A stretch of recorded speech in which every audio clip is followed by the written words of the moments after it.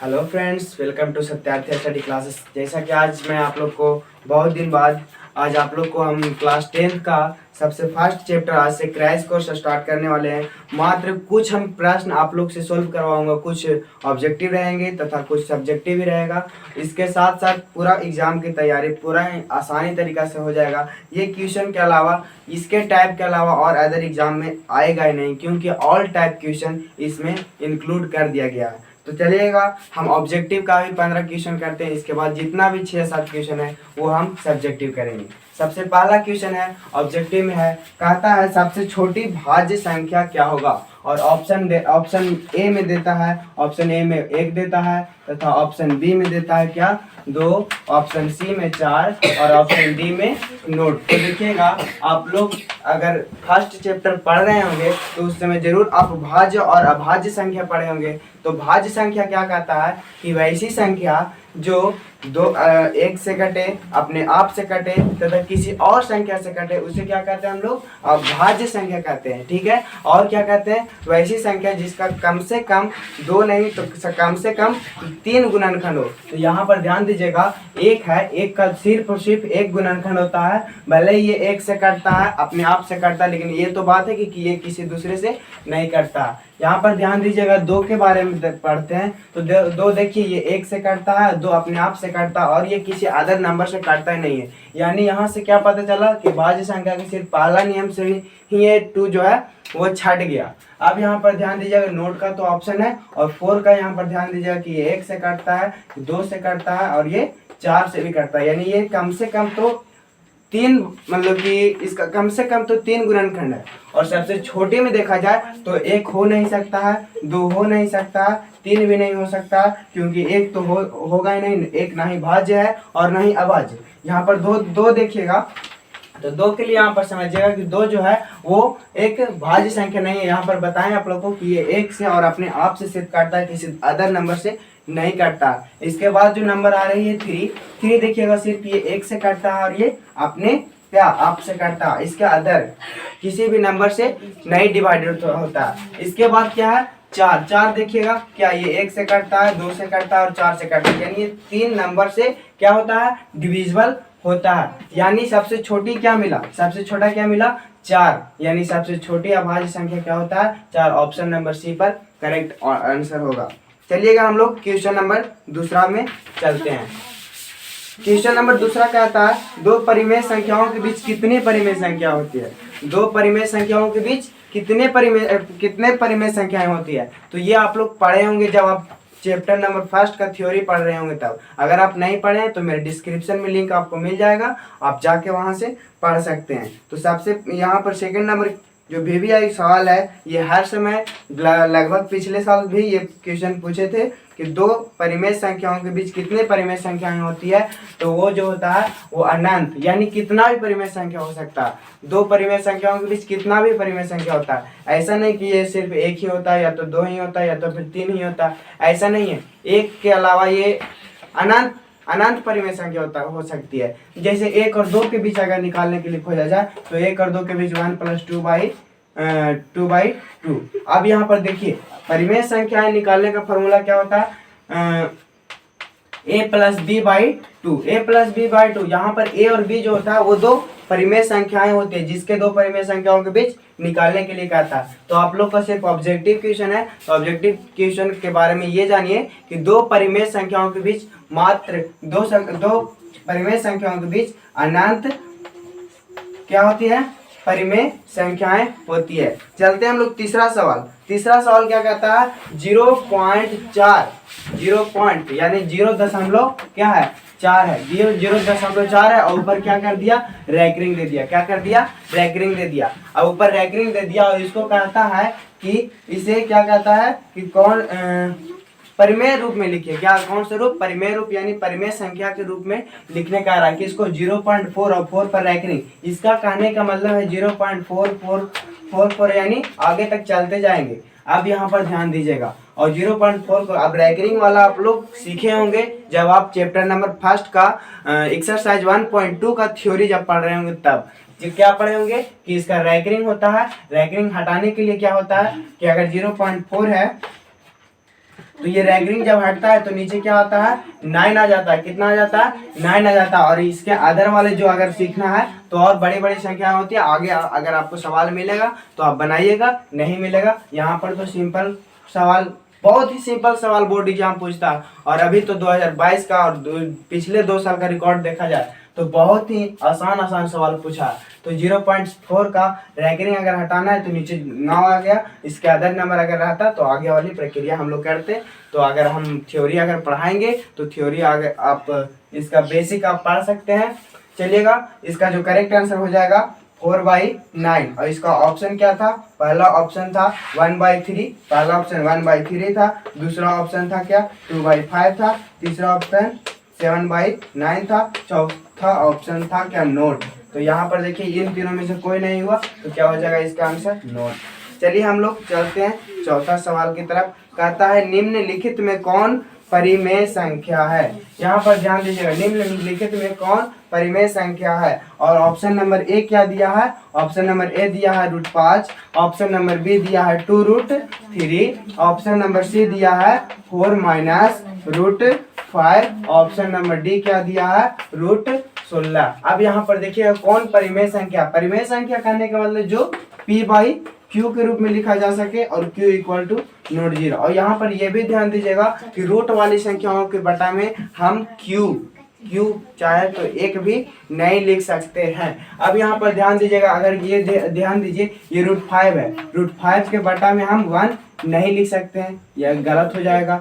2√3 है, इसके बटा में 1 नहीं लिख सकते हैं, इसके बटा में नहीं लिख सकते हैं। लेकिन ये ध्यान दीजिए ये रूट वाली संख्या है बट इसका क्या, इसका निकल जा रहा है। इसका क्या निकल जाए, इसका पूरा वर्गमूल निकल जा रहा है। अगर इसका वर्गमूल निकालते हैं तो कितना आ जाएगा 4। और 4 अब देखिए ये तो एक सिंपल प्राकृतिक संख्या है और प्राकृतिक संख्या के बटा में 1 होता है। अब बटा में 1 होता है और ये अब यहाँ से क्या पता चल रहा है कि ये p/q के रूप में भी लिखा हुआ है और q = √0 है। यानी इसका जो करेक्ट आंसर हो जाएगा ऑप्शन नंबर डी। अब चलते हैं हम लोग नेक्स्ट सवाल की तरफ। नेक्स्ट सवाल क्या कहता है 5, 15 तथा 20 का एलसीएम तथा एचसीएफ का अनुपात ज्ञात करना। एकदम सबसे इजी सवाल है, थोड़ा सा बड़ा है, कैलकुलेशन करना पड़ेगा, उससे कोई दिक्कत नहीं है। ध्यान दीजिएगा, यहाँ पर कहता है 5वां नंबर सवाल 5, 15 और 20 का एचसीएफ तथा क्या एलसीएम, एचसीएफ तथा एलसीएम का क्या अनुपात ज्ञात करना। अनुपात ज्ञात करना है यानी रेशियो ज्ञात करना है, रेशियो ज्ञात करना। अब यहाँ पर सबसे पहले एचसीएफ और एलसीएम पता रहेगा तब तो हम इसका रेशियो ज्ञात कर सकते हैं। और इसका ऑप्शन देख सकते हैं, ऑप्शन क्या है 9:1। दूसरा ऑप्शन क्या है 12:1। तीसरा ऑप्शन क्या है 1:12। और चौथा ऑप्शन है नोट। चौथा ऑप्शन क्या है नोट। अब ध्यान दीजिएगा, जो कहा है बस हम वही करेंगे। देखिएगा, अब एचसीएफ तथा एलसीएम निकालना। अब एचसीएफ हम लोग गुणनखंड विधि से भी निकाल सकते हैं और भाग विधि से भी निकाल सकते हैं। और एचसीएफ क्या भाग एल्गोरिथम विधि से भी निकालता है। तो भाग एल्गोरिथम विधि चैप्टर नंबर 1 का एक्सरसाइज 1.1 है, तो हम उसको आगे अभी नहीं करेंगे। और जहां पर एचसीएफ और एलसीएम को पढ़ना है डीपली रूप से वो है एक्सरसाइज 1.2। और 1.2 में हम लोग थोड़ा सा गुणनखंड विधि पढ़े हैं। तो सबसे पहले हम इन तीनों का गुणनखंड तोड़ लेते हैं। ध्यान दीजिएगा, ये तो डायरेक्ट हम तोड़ सकते हैं बट आप लोग को हम तोड़ के दिखाते हैं। ध्यान दीजिएगा, 5 के अगर गुणनखंड तोड़ते हैं तो ये कितना से लगेगा 5 से, तो यहाँ कितना आ गया 1, यानी 5 × 1 हो गया।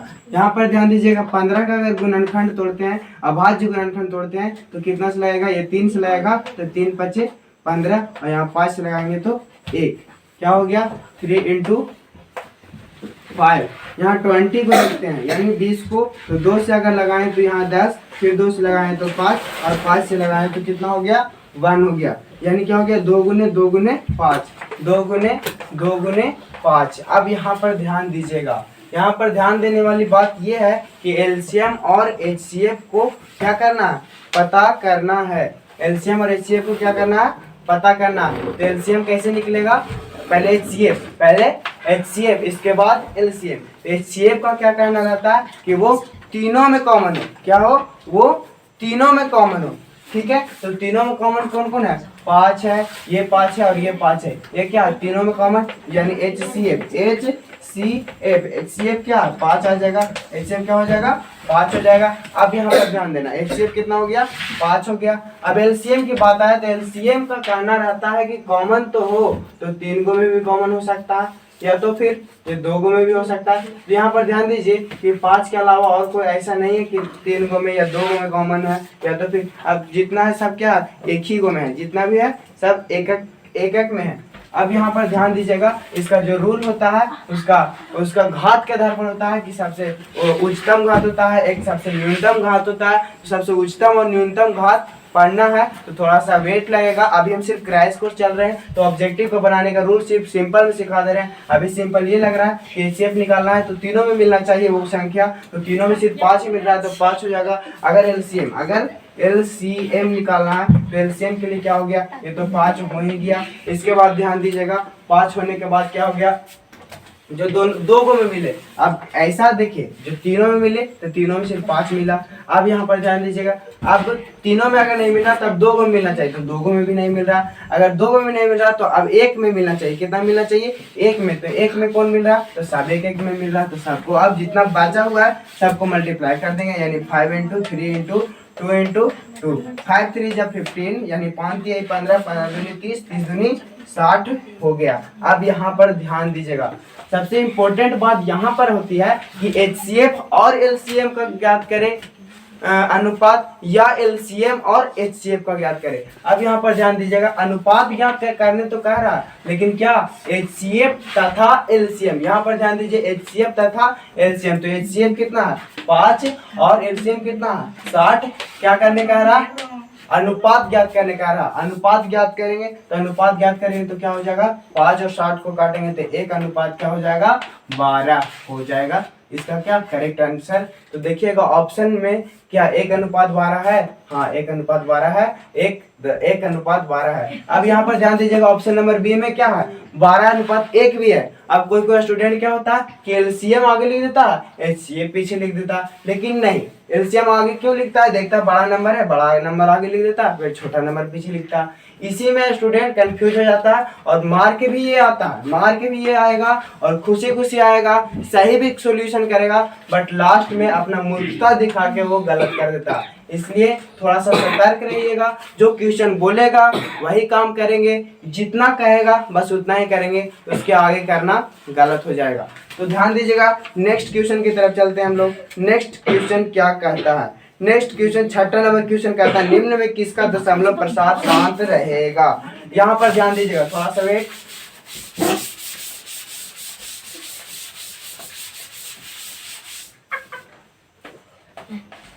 छठा नंबर सवाल देखिए कहता है निम्न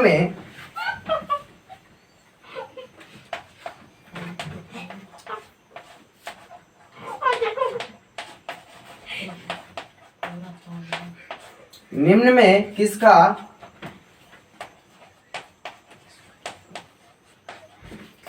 दशमलव प्रसार शांत रहेगा। Option number A 3/8, option number B 6/15, option number C 29/243, option number D 17/15 36। अब यहाँ पर ध्यान दीजिए शांत रहने के लिए हम आप लोग को एक रूल बताए थे, या तो बताए होंगे तो ठीक है, नहीं बताए होंगे तो जान लीजिए शांत रहने का मतलब है उसका हर जो होना चाहिए 2 के पावर n × 5 के पावर n के बराबर होना चाहिए। ये रूल फॉलो होना चाहिए। अब ध्यान दीजिए ऑप्शन नंबर ए को, सभी ऑप्शन को हम लोग क्या करेंगे चेक करेंगे। ऑप्शन नंबर ए क्या है 3/8। देखिए तो 3/8 का पावर क्या हो सकता है 2 के पावर 3। अब 5 के पावर m भी रहना चाहिए, तो क्या 5 का पावर m भी हो सकता है। 5 के पावर हम 0 करें तो क्या आ गया 5 का पावर अगर हम 0 करते हैं तो 3/2 के पावर 3 × 5 के पावर 0 यानी 1 हो जाएगा, और 1 होने के बाद यानी 3/8 यानी सॉल्यूशन हो जा रहा। ये इस रूप में इसका हर आ जा रहा, उसका हर आने में कोई दिक्कत नहीं है, इसका हर जो है वो इस रूप में आ जा रहा है, तो उससे हमको कोई इतराज नहीं कि वो कितना रहे, लेकिन इस रूप में हर आ जाना चाहिए। देखिए इस रूप में आ गया कि नहीं, 5 के पावर अब 0 है या 5 के पावर 50, हमको उससे कोई दिक्कत नहीं है, 5 की पावर 0 है, यानी ऑप्शन तो पहले ही मिल गया, पहले ही ऑप्शन मिल गया हमको। क्या हो गया, ऑप्शन नंबर पहला ही चेक किए तो आप लोग को मिल गया कि ये जो होगा वो शांत रहेगा। चलिए हम लोग नेक्स्ट ऑप्शन को हम लोग चेक करके देखते हैं। नेक्स्ट ऑप्शन क्या है, 6/15,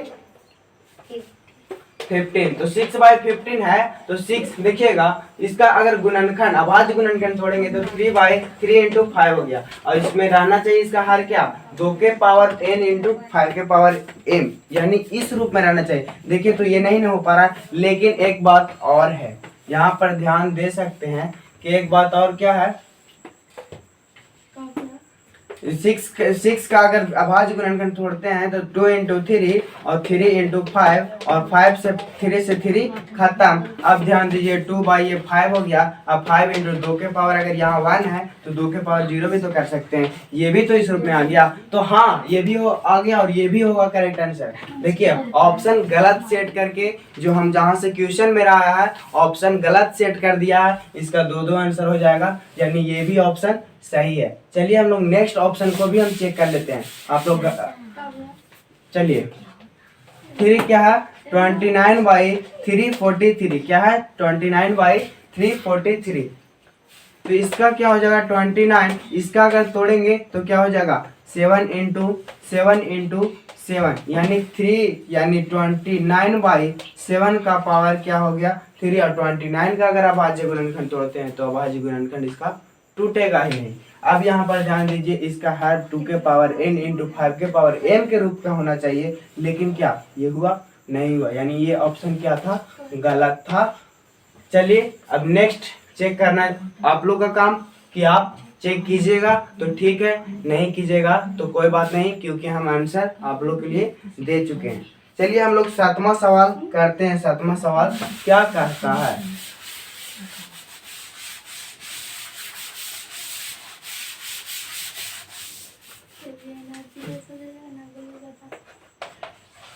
सातवां सवाल कहता है 6/18 का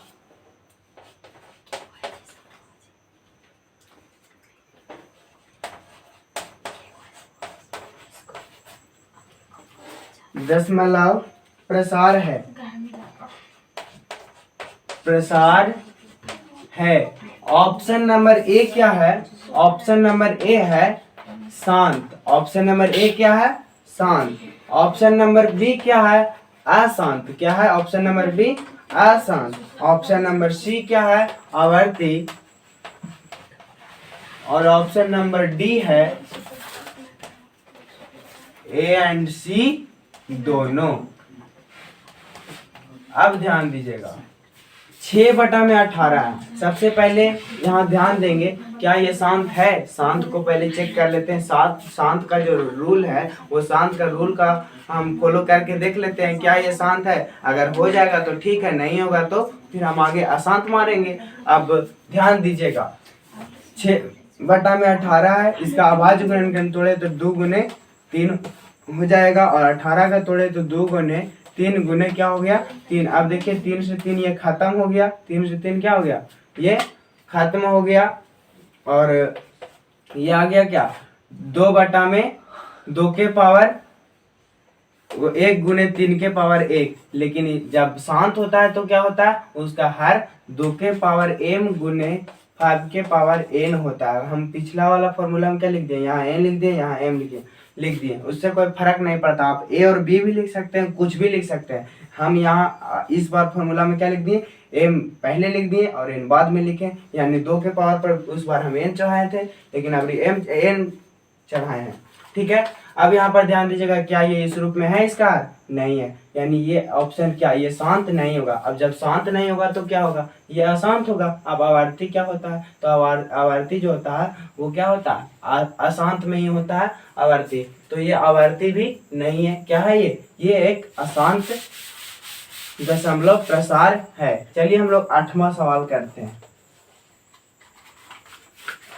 8वां सवाल क्या कहता है? 8वां सवाल कहता है संख्या रेखा पर प्रत्येक बिंदु प्रदर्शित करता है। देखिए ये संख्या रेखा है, ठीक है, ये संख्या रेखा है। ये संख्या रेखा पर प्रत्येक बिंदु क्या प्रदर्शित करता है? अगर यहाँ 0 है, यहाँ 1 है, यहाँ 2 है, यहाँ 3 है, यहाँ क्या -1, यहाँ -2, ये -3। अब यहाँ पर देखिएगा ऑप्शन नंबर ए का आता है वास्तविक संख्या, ऑप्शन नंबर बी का आता है सम पूर्णांक, ऑप्शन नंबर सी का आता है परिमेय संख्या, ऑप्शन नंबर डी का आता है नोट। देखिए ये परिमेय संख्या भी हो सकता है अगर बटा में 1 किया जाए, ठीक है। और इसको अगर सम पूर्णांक का बात की जाए तो ये सम पूर्णांक भी हो सकता है, लेकिन अदर नंबर सम पूर्णांक नहीं होगा। और अब इसके बाद जब परिमेय सब चीज है तो सबसे इसका करेक्टली जवाब क्या होगा? वास्तविक संख्या, क्योंकि वास्तविक संख्या में क्या परिमेय और अपरिमेय संख्या दोनों शामिल होता है। यानी क्या हो जाएगा इसका करेक्ट आंसर?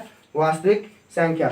9वां कहता है निम्नलिखित में कौन अभाज्य संख्या है? अभाज्य संख्या ऑप्शन नंबर ए कहता है 10, ऑप्शन नंबर बी कहता है 21, ऑप्शन नंबर सी कहता है 11 और ऑप्शन नंबर डी कहता है क्या 35। तो यहाँ पर ध्यान दीजिएगा, यहाँ पर ध्यान कर दीजिएगा, कहता है अभाज्य संख्या कौन है? अभाज्य संख्या के लिए आप लोग को हम सबसे पहला क्वेश्चन में ही क्या बताएं कि जो एक और अपने आप से कटे, एक और अपने आप से, देखो तो ये 1 से भी कटेगा, ये 2 से भी, ये 5 से भी, यानी तीनों से कट रहा, यानी सिर्फ एक और अपने आप से। यह ध्यान दीजिएगा, ये 1 से भी, ये क्या 3 से भी, ये 7 से भी और ये 21 से भी, यानी क्या हो रहा है? ये 4 अंकों से कट रहा है। हमको सिर्फ ये कहता है कि ये एक और अपने आप से कटे। देखिए 35 भी 5 से कटेगा, 7 से कटेगा, 35 से कटेगा और क्या 1 से कटेगा। अब देखिए ये भी 4 अंक से कट रहा है, इसका भी 4 अभाज्य, इसका भी 4 गुणनखंड हो गया।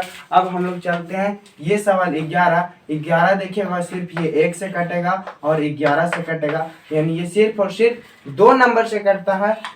यानी सब अभाज्य संख्या निम्नलिखित में ये चारों में से अभाज्य संख्या कौन हो जाएगा? Option number C 11। जो क्वेश्चन नंबर 9वां का जो करेक्ट आंसर क्या हो जाएगा? 11। चलते हम लोग नेक्स्ट सवाल 10वां की तरफ। 10वां सवाल क्या कहता है? पाई क्या है? तो पाई एक अपरिमेय संख्या है। उसके बाद 11 नंबर सवाल कहता है 22/7 एक क्या है? तो 22/7। देखिए पाई जो है ये एक इरेशनल नंबर है। क्या है? इरेशनल नंबर है, यानी अपरिमेय संख्या। लेकिन इसका मान भी जो वो भी अपरिमेय है, लेकिन अभी जो माना गया है लगभग में जो 22/7 माना गया, ये जो है ये परिमेय संख्या। क्या है ये परिमेय संख्या। यहाँ पर तो सबका ये इसका इसमें तो सब रूल फॉलो हो रहा। P/Q भी है, Q = नॉट 0 भी है, यानी Q यहाँ पर 0 भी नहीं, तो ये क्या होगा? ये एक परिमेय संख्या हो जाएगा। ऑप्शन अब देखिए क्वेश्चन नंबर 12 क्या कहता है? रूट 3/√12 क्या है? √3/√12 क्या है? तो √3/√12 क्या है? ध्यान दीजिएगा, 3 चौके 12 और 1 क्या हो जाएगा? √4। इसका आंसर हो जाएगा 1/2। ये क्या हो गया? ये अब ध्यान दीजिएगा, ये क्या है? ये P/Q के रूप में भी है और Q = नॉट 0 है, यानी ये क्या हो जाएगा? ये एक परिमेय संख्या हो जाएगा। चलते हम लोग नेक्स्ट सवाल 13 की तरफ। कहता है 2 अभाज्य संख्याओं का HCF हो सकता है। तो 2 अभाज्य संख्याओं का HCF 1 हो सकता है, क्योंकि ध्यान दीजिएगा अगर 2 और 3 एक अभाज्य संख्या और इसका HCF निकालने के लिए कहे तो 2 एकम 2 और बचेगा कितना? 1 को बना लिए, ये शेषफल को हम बना दिए भाजक, और ऊपर से जो पहले भाजक था उसे हम बना दिए भाज्य, और 1 दूनी 2। ध्यान दीजिएगा ये क्या हो गया? HCF। अब कितना भी कोई भी अभाज्य संख्या लेंगे तो उसका HCF कितना आएगा? उसका HCF 1 आएगा।